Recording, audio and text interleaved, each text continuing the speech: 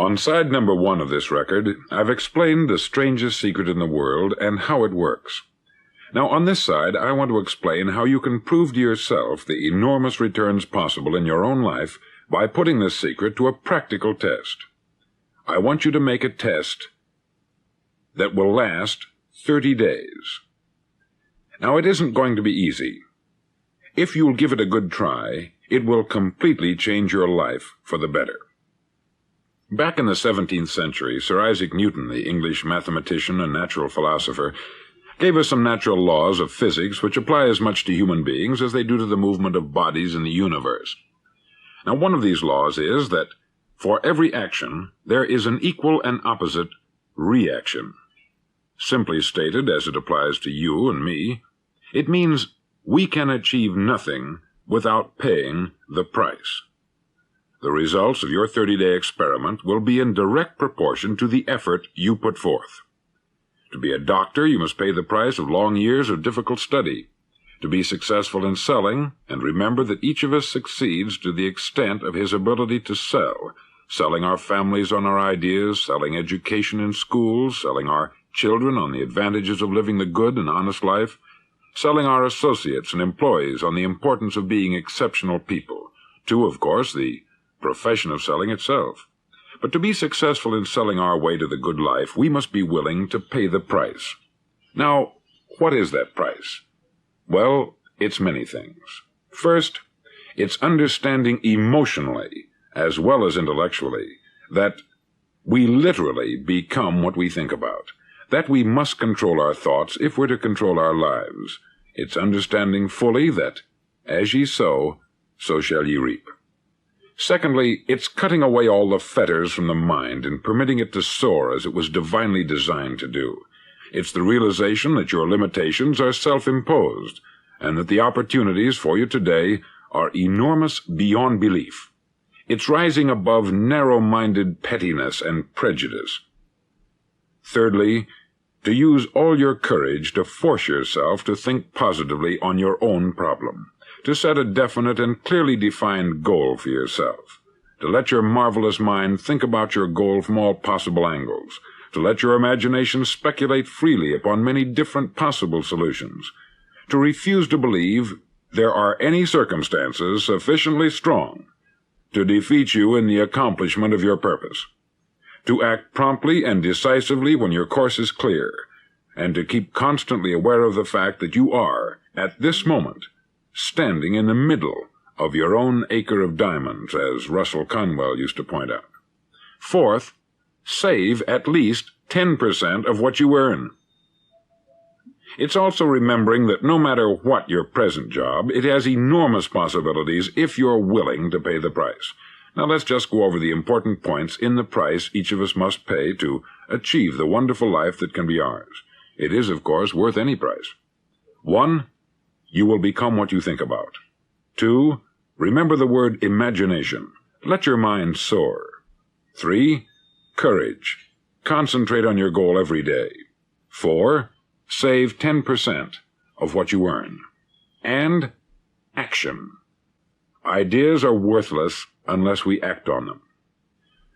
Now I'll try to outline the 30-day test I want you to make. Now keep in mind that you have nothing to lose by making this test, and everything you could possibly want to gain. There are 2 things that may be said of everyone. Each of us wants something, and each of us is afraid of something. I want you to write on a card what it is you want more than anything else. It may be more money. Perhaps you'd like to double your income or make a specific amount of money. It may be a beautiful home. It may be success at your job.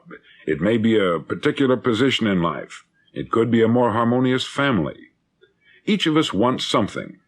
Write down on your card specifically what it is that you want. Make sure it's a single goal and clearly defined. You needn't show it to anyone, but carry it with you so that you can look at it several times a day. Think about it in a cheerful, relaxed, positive way each morning when you get up, and immediately you have something to work for, something to get out of bed for, something to live for. Look at it every chance you get during the day and just before going to bed at night. As you look at it, remember that you must become what you think about, and since you're thinking about your goal, you realize that soon it will be yours. In fact, it's yours really the moment you write it down and begin to think about it. Look at the abundance all around you as you go about your daily business. You have as much right to this abundance as any other living creature. It's yours for the asking. Now we come to the difficult part. Difficult because it means the formation of what is probably a brand new habit, and new habits are not easily formed. Once formed, however, it'll follow you for the rest of your life.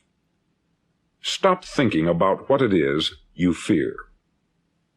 Each time a fearful or negative thought comes into your consciousness, replace it with a mental picture of your positive and worthwhile goal. There will come times when you will feel like giving up.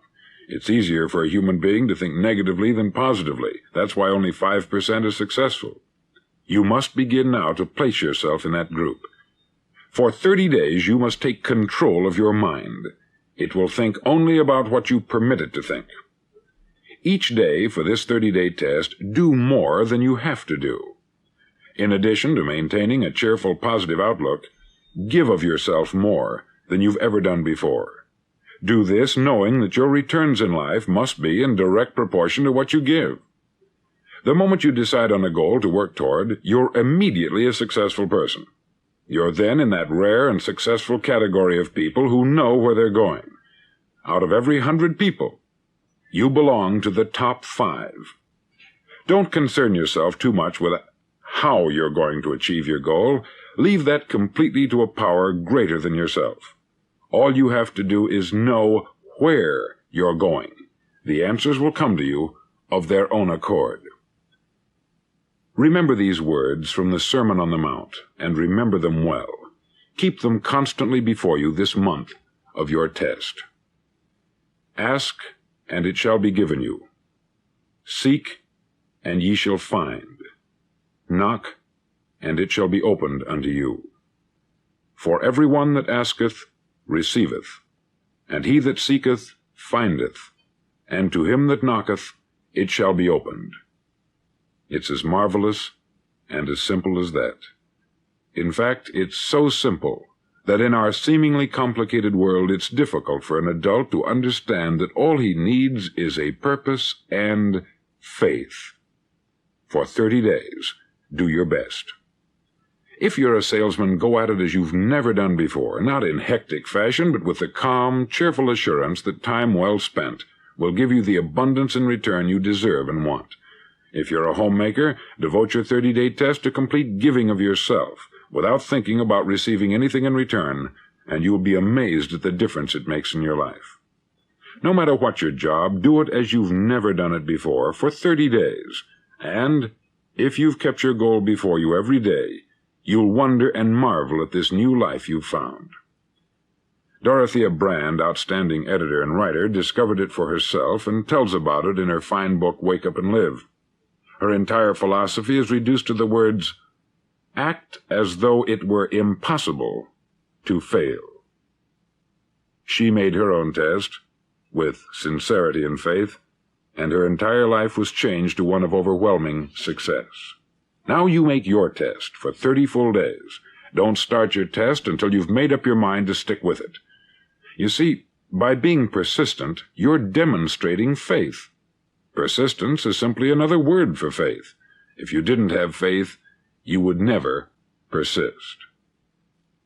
If you should fail during your first 30 days, by that I mean suddenly find yourself overwhelmed by negative thoughts, you've got to start over again from that point and go 30 more days. Gradually your new habit will form, until you find yourself one of that wonderful minority to whom virtually nothing is impossible. Don't forget the card. It's vitally important as you begin this new way of living. On one side of the card, write your goal, whatever it may be. On the other side, write the words we've quoted from the Sermon on the Mount. Ask, and it shall be given you. Seek, and ye shall find. Knock, and it shall be opened unto you. In your spare time during your test period, read books that will help you. Inspirational books like the Bible, Dorothea Brand's Wake Up and Live, The Magic of Believing by Claude Bristol, Think and Grow Rich by Napoleon Hill, and other books that instruct and inspire. Nothing great was ever accomplished without inspiration. See that during these crucial first 30 days, your own inspiration is kept at a peak. Above all, don't worry. Worry brings fear, and fear is crippling. The only thing that can cause you to worry during your test is trying to do it all yourself. Know that all you have to do is hold your goal before you. Everything else will take care of itself. Remember also to keep calm and cheerful. Calm and cheerful. Don't let petty things annoy you and get you off course. Now, since making this test is difficult, some may say, well, why should I bother? Well, look at the alternative. No one wants to be a failure. No one really wants to be a mediocre individual. No one wants a life constantly filled with worry, fear, and frustration. Therefore, remember that you must reap that which you sow. If you sow negative thoughts, your life will be filled with negative things. If you sow positive thoughts, your life will be cheerful, successful, and positive. Now, gradually, you will have a tendency to forget what you've heard on this record. Play it often. Keep reminding yourself of what you must do to form this new habit. Gather your whole family about and listen to what's been said here at regular intervals. You know, most men will tell you that they want to make money without understanding the law.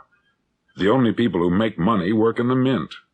The rest of us must earn money. This is what causes those who keep looking for something for nothing or a free ride to fail in life. The only way to earn money is by providing people with services or products which are needed and useful. We exchange our product or service for the other man's money.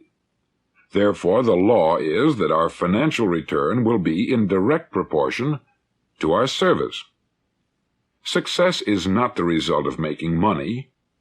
Making money is the result of success, and success is in direct proportion to our service. Most people have this law backwards. They believe that you're successful if you earn a lot of money. The truth is that you can only earn money after you're successful. It's like the story of the man who sat in front of the stove and said to it, "Give me heat, and then I'll add the wood." How many men and women do you know, or do you suppose there are today, who take the same attitude toward life? There are millions. We've got to put the fuel in before we can expect heat.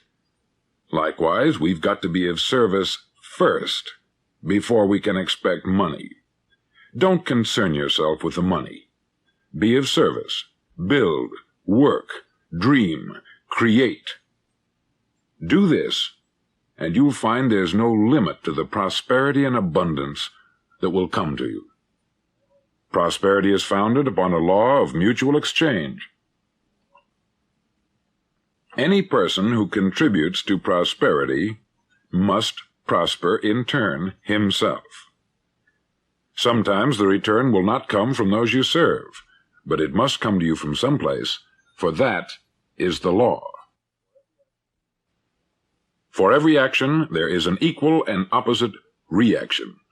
As you go daily through your 30-day test period, remember that your success will always be measured by the quality and quantity of service you render, and money is a yardstick for measuring this service. No man can get rich himself unless he enriches others. There are no exceptions to a law. You can drive down any street in America and from your car estimate the service that's being rendered by the people living on that street. Had you ever thought of this yardstick before? It's interesting. Some, like ministers and priests and other devoted people, measure their returns in the realm of the spiritual, but again, their returns are equal to their service. Once this law is fully understood, any thinking person can tell his own fortune.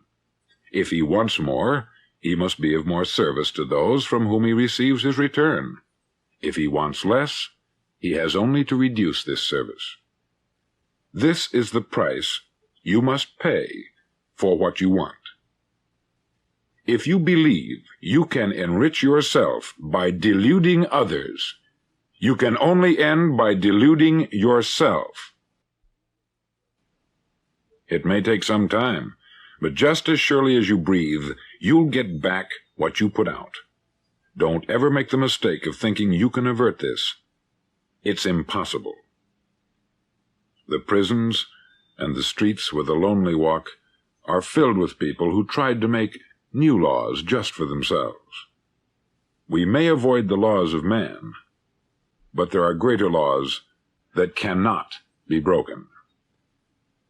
An outstanding medical doctor recently pointed out 6 steps that will help you realize success. 1. Set yourself a definite goal. 2. Quit running yourself down. 3. Stop thinking of all the reasons why you cannot be successful, and instead think of all the reasons why you can. 4.